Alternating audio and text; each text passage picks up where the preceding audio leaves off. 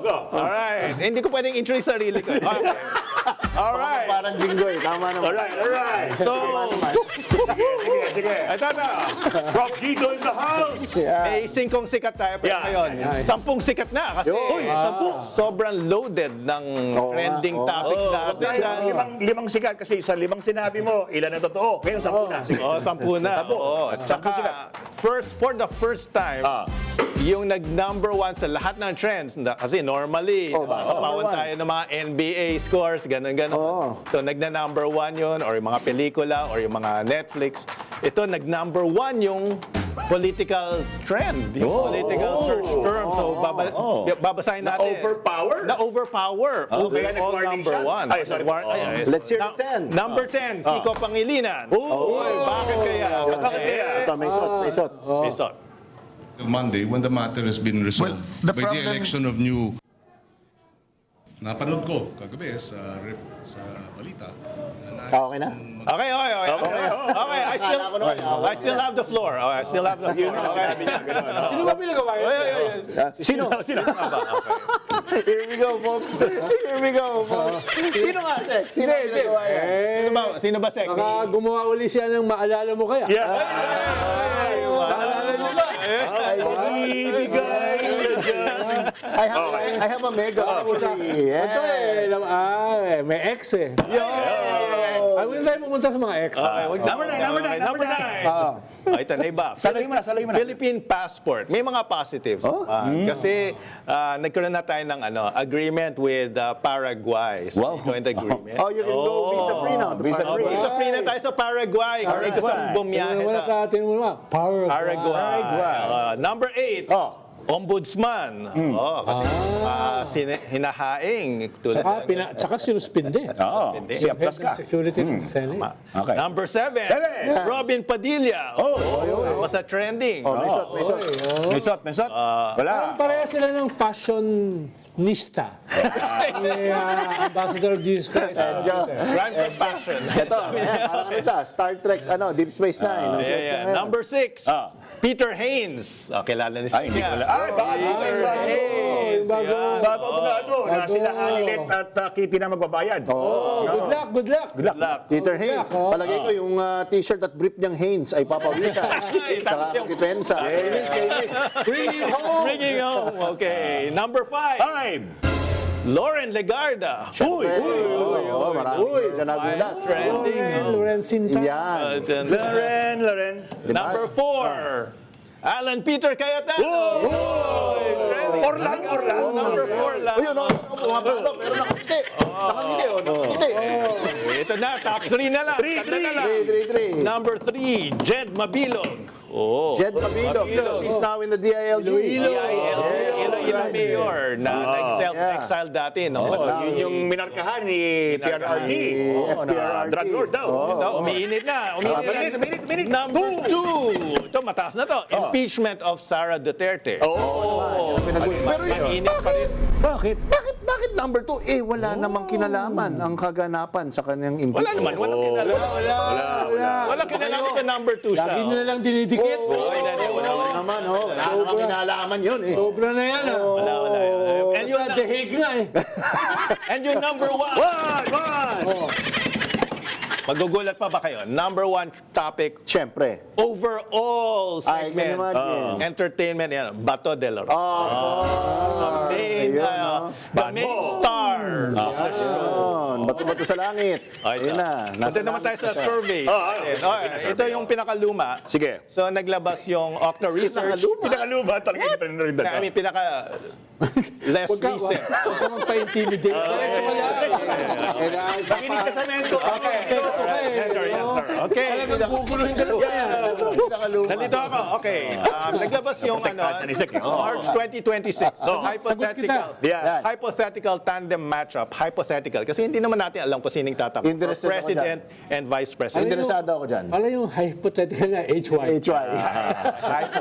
Hypothetical. So, ang lumabas ay lumamang ang Robredo Tulfo tandem. 44% versus Duterte Marcos. May Sara insert Duterte tayo. ay May insert ba tayo? Amy Marcos. Yung Marcos ay Aimee, ha? Baka Yes, kala yes. nyo, may unit team Hindi na to ulit. unit team. 40% sa Amy Duterte Marcos, and 44 sa Robredo Rafi Tulfo. Okay. Wow. Ang isang napansin ko dito, Sek, Oh, napansin mo? is yung numbers ni VP Sara sa Metro Manila at sa Balance Luzon ay 23. So, bumababa siya. Pwede ba akong may Sige, sige. interrupt, Sige. Mr. Chair? Sure. And do my Dolphy impression? Yes. Sabi naman ni Lenny, hindi siya tatakbo eh. Totoo yan. Totoo yan. So, paano, Sek? Tatakbo ba? Hindi. That's why it's a hypothetical. Ibig sabihin, ganyan siya kataas, nagsabi pa siya hindi siya tatakbo. Yun. Whereas yung isa, nagsabing Anong nais tatakbo. ko ipahiwati? Good point. Ay, Bahala na kayo. Wala na naman kayo. akong sinasabi. Blaha kayo. Blaha. Ako naman nagtatanong lang na parang Dolphy. Ayusin mo yung tanong mo. Ang sa nakikita ko, Manalo. Tatanong ka, tapos di ba? Dito, nagkakalita dito. of course, si VP Sara, solid pa siya sa Mindanao. She got 86% sa Mindanao. Solid, ha? Mindanao, VP And sa Sara. Visayas, 40%. Not surprising. Although most of it galing sa Central Visayas. Not Pero surprising. sa nakikita ko, Parang bolang kristal to sa nakikita ko. nakikita ko yan. sa datos na Sa binabasa ko. I love this segment. Parang yung mga tao, naghanap ng, yung iba, naghanap ng Alternatibo. alternative. Yeah. Kaya kahit hindi pa nagdeklara si Mayor Lenny, tumitingin sila ng kanilang alternative option. Rolling out of the couch, ha? Walang ginagawa. Ganyan ang Walang mga ginagawa, numero. walang ginagawa. Grabe. Walang PR. At Siguro may dinideny pa. At ang dahilan kung bakit ganyan yung tandem, pinili nila yung pinakamataas. May iba pa silang tandem eh. Ibang So, bakit Sara Aimee? Yung kasi yung pinakamataas na tandem with Sara. Sara Marcoleta, medyo mababa. Yun nga sasabihin sana. Sara Robin Hood, medyo pangalawa. So, kinuha nila yung Pinakamataas. Buti na lang may taga-interpret ng survey dito. Siyempre, kaibigan nito. Close yan. Halimbawa, Yan. Lenny Tulfo, Yan. yun din ang pinakamataas. Kung Yung, si Lenny Lenny and Bam. some, Oh. kunyari, Lenny Llamas, Lenny Ri. Number 2 lang. baka mas mababa na Kung Lenny Risa. Konti lang. konti lang. Baka 1% lang.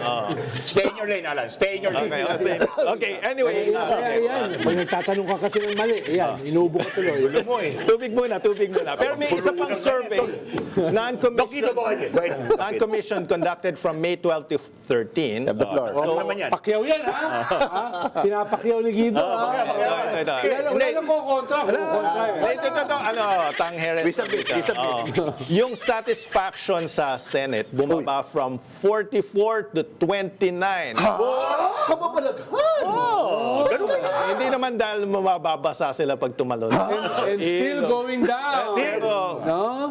Pwede nang makarecover kung Hindi, anong magpalit Senate? ng Yung leader. old Senate, yung new Senate. Kailan ba? Kasi May 12 to eh. Itong bago May na. 12 to 13. So Itong yung bago na. Senate satisfaction rating from 44 bumaba to 29. Grabe, parang batong nahulog. Okay, pero compare natin. Baka naman dahil may gumugulo sa kanila.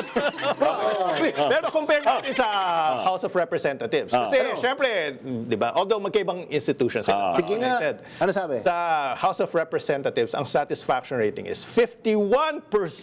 52 na kalagay. Ito nakasulat sa graph. 52 yung trust. Ni-round off.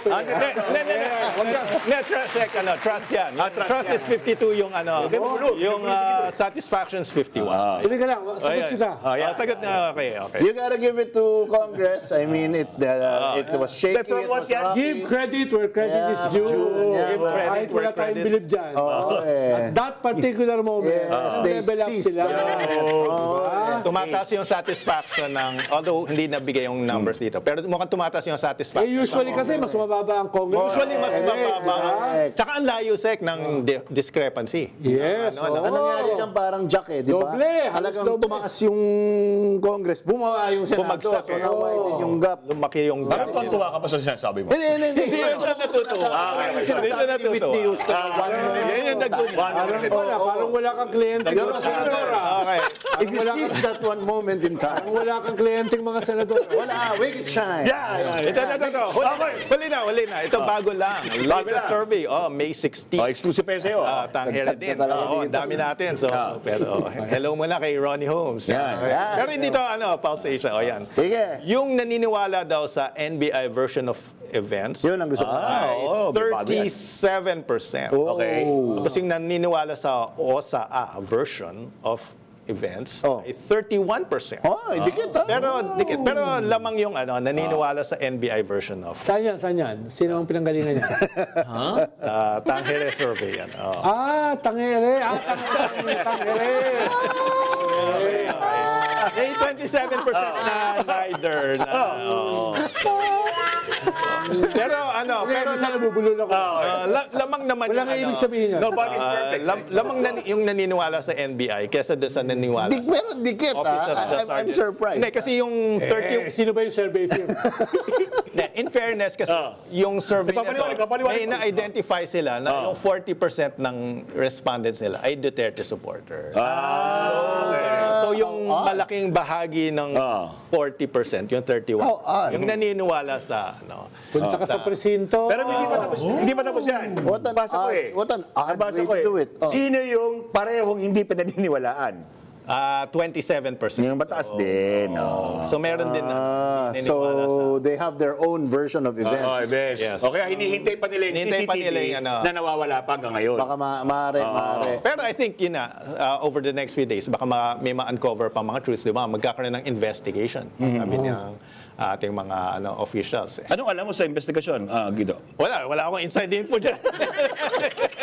Hindi ako Hindi, kaya nga sa iba namang survey, no? O yan. Ang nakalagay ay Senator Alan Peter Cayetano. No? Positive. Oh, 12 to 13%. Sa sentiment. Negative. No? 87, Uy! 89%. Dami na naman. Dami. Dominant view. Heavy mockery for his emotional and defensive press conferences, inconsistent statements, and turning the Senate into a circus. Okay. yun. Many are counting for accountability. Senator Bato de la Rosa. No? Positive. Yun. Ilan? 20 to 22%. Uy, mas mataas. Negative. 78. Uy! 80%. Anong survey yan? Ibig sabihin, mas mataas pa si Bato kesa kay Alan Peter Cayetano. diba? NBI Director Melvin Matiba. No? Negative, no? 38 to 40%. Positive, no? 60 to 62%. Okay. So, flip. Ayan, yun yung kwan. These are qualitative estimates based on current social media and news reactions. Sentiment tracking. Saan yan? Anong survey? So, Malay ko. quick sentiments kanya. So, ibig sabihin, nakasubscribe si Nakasubscribe. Sec Ronald Llamas sa mga QSS. Bagay siya Quick nagdala, sentiments The survey says si with Sec Doc ni- Guido. The Kinuha ko survey. lang, kinuha ko lang, dahil kasi tangere, Dinagdagan lang ni, na-supplement lang ni Sec. kinuha ko lang, no? So, ganon. Kayo na majority, kayo na minority. Kami na minority. Ganun na ba yun? Ganun na ba yun? Dati pa naman. Ano ba kayo? So, kung ikaw sa Yung problema sa inyo, masyado kayong aspirational. So, kumakain kayo ng alikabok ni Doc Guido. Factionalize mo kasi itong 4 alas. Hindi kami assumptionista. Asumista kasi. So, Sec, kung ikaw yung magpapayo kay Senate President Alan Peter, ano yung masasabi mo, Sec? Resign. Yo! Tinanong mo kasi. Tinanong mo eh. Ganon ka Alam din ko, kampi kayong dalawa eh. Sige lang. Hindi naman ako pian ng haba ng paliwanag. Ako po. Sige, let's hear it from the Kung ako ang PR PR. ni Alan Peter Cayetano, masasabi ko lang ay, yon. Yan ang masasabi ko. Yun yung mga bidar sa ng warning sa Kasi 89%, Sigurado ko, hindi na kliyente siya. kasi 89% negative. Isusuka ako nun. Sobrang baba nun, Sec, 89% negative. Talagang 9 Kasi out of nagkahanap 10. nga yung mga tao ngayon ng paliwanag. Surprising ba? Saan kuweba ka ng galing? Sa Batoke. Batoke. Hindi mo na kinakailangan survey para malaman niya. Hindi mo na kinakailangan pakitain. Sobrang dami na nakita niya mga survey. Dadalita ka mo ba yung kita? Yeah. Diba? Medyo ang tawag na dyan, common sense. Yeah.